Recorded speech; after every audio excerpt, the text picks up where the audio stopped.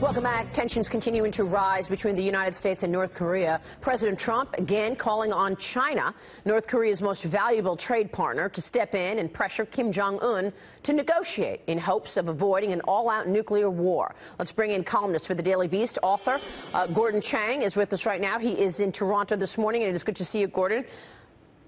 This is an unknown, Gordon. First of all, your reaction to what we've heard from North Korea, that they have the capability to launch a nuclear warhead to the United States within 18 miles of Guam in the next couple of weeks. You know, well, certainly the North Koreans can hit the United States with a missile, and by that I mean the 50 states. They have the capacity to miniaturize a nuke. They've got guidance systems which aren't too good, and they do have the heat shielding, despite what many missile experts say. They've got all the pieces. They just haven't integrated it. Whether they can hit Guam or not, that's for sure. They've got a number of missiles that will be able to reach and even overfly Guam if they want. I don't know if they'll actually do that. That's going to be dependent on the diplomacy between President Trump and Xi Jinping, plus a lot of other things that the United States can do to push China in a better direction, because we haven't really tried to do that to the extent that we need to. Yeah, I want to read you a quote from Mac Thornberry, the chairman of the Armed Services Committee in the House. He just joined us 5 minutes ago, and he said to me, I said to him, do you want regime change? He said, if Kim Jong-un is going to continue to threaten us, then yes, their regime is in danger.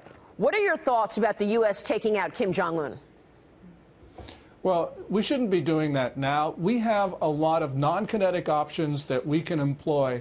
And indeed, we have to do this because war on the Korean Peninsula would be horrific. As Secretary of Defense Mattis has said, we would have casualties perhaps in the hundreds of thousands in the first hours of a war.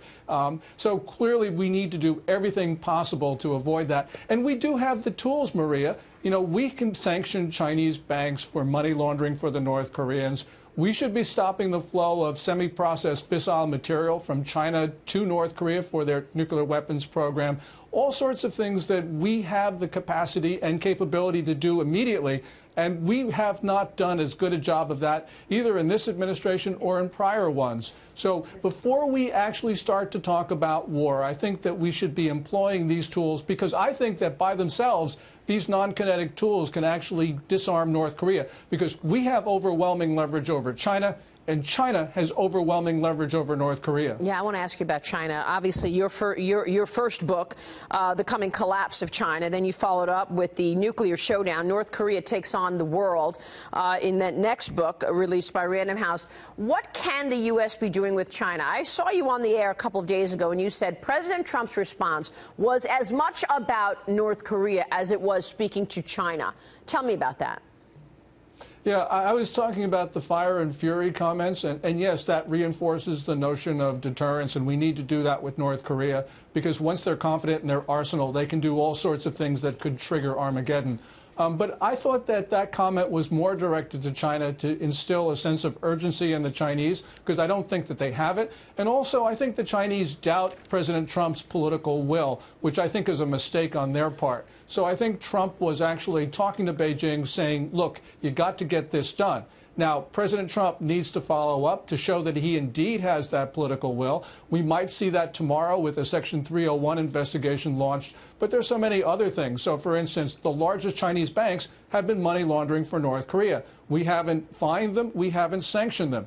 If we were to unplug one of those banks from the global system under Section 311 of the Patriot Act, then I think the Chinese would sit up and take notice and say, for the first time since 1994, the Americans are really serious about protecting the American homeland. And then I think we would see Beijing move in much better directions. Chinese President Xi Jinping is in an extremely sensitive period in the run-up to the 19th Communist Party Congress. We can use our leverage on him at this moment. The words fire and fury, any significance to those words that the president used? Well, that was threatening the use of our nuclear weapons, and indeed, that's the way the North Koreans and Chinese took it. And what about China responding? In state-run media reported that China basically feels that if the U.S. were to make a preemptive strike, that China would encourage the U.S. to back down. If North Korea were to make a strike, they would stay neutral. Yeah, the Global Times article that you're referring to, it's semi-official media, and I think it did actually speak for Beijing in this case, is really a restatement of what many Chinese foreign policy analysts and diplomats have been hinting for some time. But what they've done now is they've actually codified it in a way that we can look at it.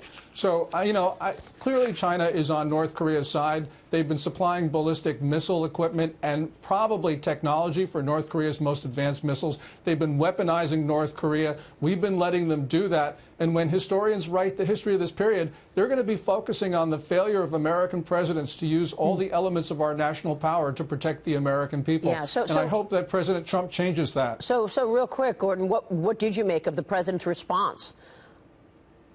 Which particular response? Well, as he has taken on North Korea, he's gotten tougher than we've seen in past commander-in-chiefs, and very direct. Yes, and I think that's a good thing, and I'd like to see him get tougher still, because we have very little room for margin. The North Koreans will be able to nuke the U.S. within, let's say, 9 months to a year. And so, he has to act fast, and he's got to act strong, boldly, seize the initiative. He can do it. All right, we will leave it there. We'll be watching. Gordon, always a pleasure to have you on the program. Thanks very much. Thank you, Maria. Gordon Chang joining us.